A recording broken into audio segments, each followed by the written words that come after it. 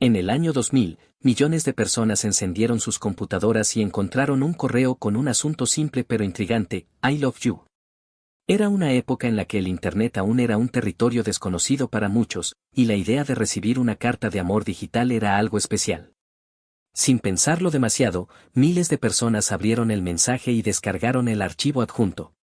En cuestión de segundos, sus computadoras dejaron de responder, archivos importantes desaparecieron y, sin que lo supieran, el virus ya se había enviado automáticamente a todos sus contactos. Este simple engaño desató una crisis global, infectando más de 50 millones de computadoras en solo 10 días y causando pérdidas estimadas en $10.000 millones.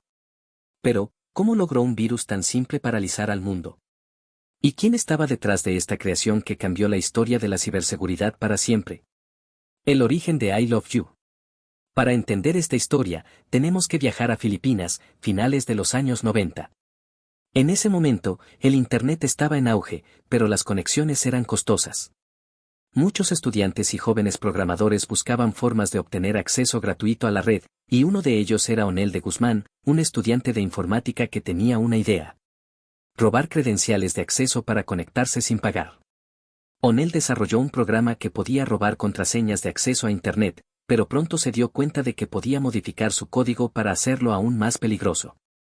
En lugar de simplemente robar credenciales, su nuevo programa sería capaz de autopropagarse y modificar archivos dentro del sistema operativo de la víctima.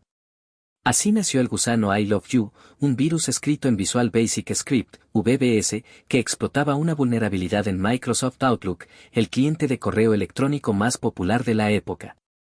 Cuando una víctima abría el archivo adjunto, el virus se ejecutaba de inmediato, sobreescribía archivos importantes y enviaba copias de sí mismo a toda la lista de contactos del usuario. En cuestión de minutos, se multiplicaba como una epidemia digital. El virus se propagó con una velocidad sin precedentes. Empresas multinacionales, agencias gubernamentales y bancos vieron cómo sus sistemas quedaban inservibles.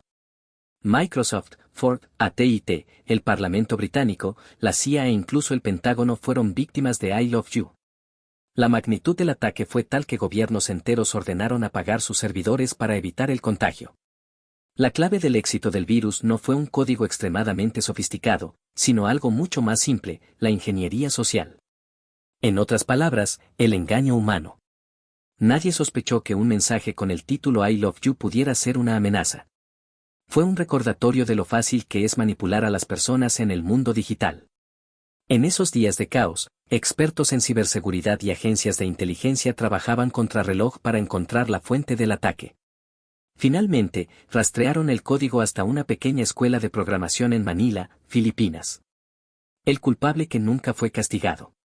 Las investigaciones llevaron a Onel de Guzmán, quien, en un principio, negó cualquier participación en el ataque. Sin embargo, las pruebas eran claras. Su tesis universitaria, que proponía un software para robar credenciales de Internet, tenía fragmentos de código idénticos a los utilizados en I Love You. Parecía que la justicia estaba cerca de atrapar al responsable de uno de los mayores ataques informáticos de la historia, pero entonces ocurrió algo increíble. En el año 2000, Filipinas no tenía leyes contra el cibercrimen. No existía ningún marco legal que permitiera procesar a alguien por crear y distribuir un virus informático. Onel de Guzmán quedó en libertad, sin enfrentar ningún castigo. Décadas después, en una entrevista realizada en 2020, Onel confesó haber creado el virus, pero dijo que nunca imaginó la magnitud del daño que causaría. Para entonces, el daño ya estaba hecho, y la historia de I Love You se había convertido en un caso de estudio en el mundo de la ciberseguridad. Las lecciones que nos dejó I Love You.